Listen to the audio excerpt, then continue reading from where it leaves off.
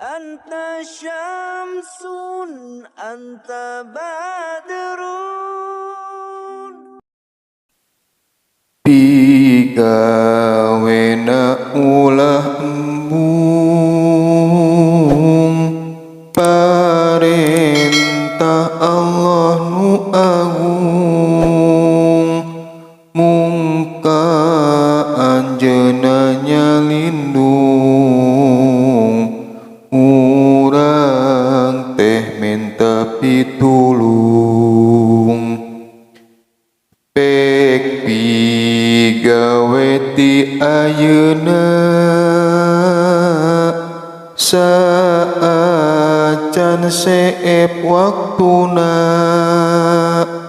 sabab dunia alam fana da pasti aya akhirna. Sabab maut teh nungguan, jatah umur pasesaan, nu diatur ku Pangeran, urang pasti ngarandapan. Disebut maut teh pisah, tiraga kaluar arwah,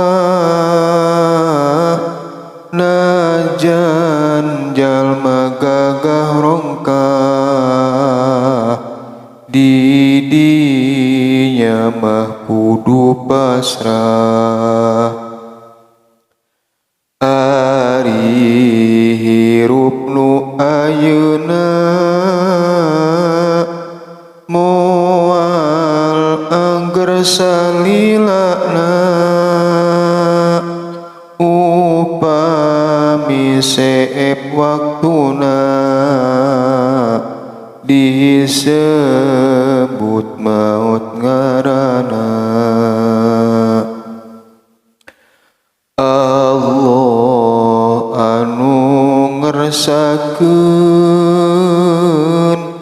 urang ukur ngarasakeun, nikmat anu dipasihkeun, ti ayeuna mangpaatkeun. Kanikmatan teh amanah, ti Allah nu sifat rahmah, lamun hayang menang nikmat, syukuran ka Allah omat. Ari nikmat nu ayeuna eta moal salilana, da pasti aya tungtungna, dugi ka maut akhirna. Mangka ulah kajongjonan, nafsu ulah diayonan, la parentah Allah lakonan, memeh datang patakonan. Hirup kudu ati-ati, cing leres mayun ka Gusti, amal kudu ditaliti, sing sae budi pekerti. Pikeun jalma nu dewasa,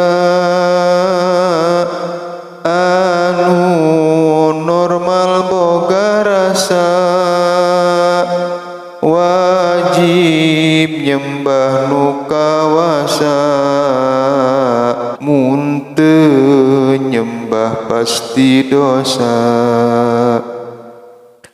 nu balik boga pikiran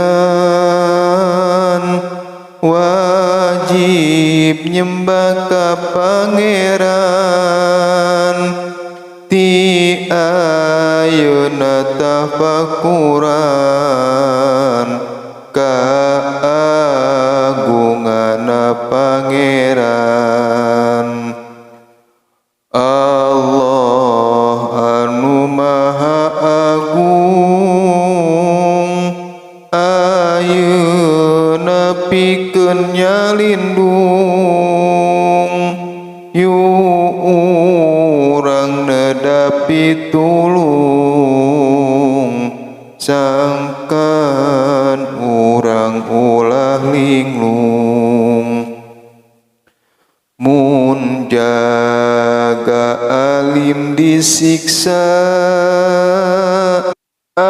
ayeuna sing boga rumasa tobat tina gawe dosa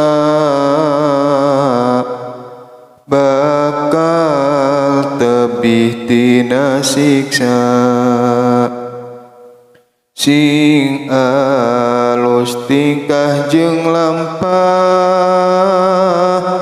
kade tekad ulah salah diajar ikhlas ibadah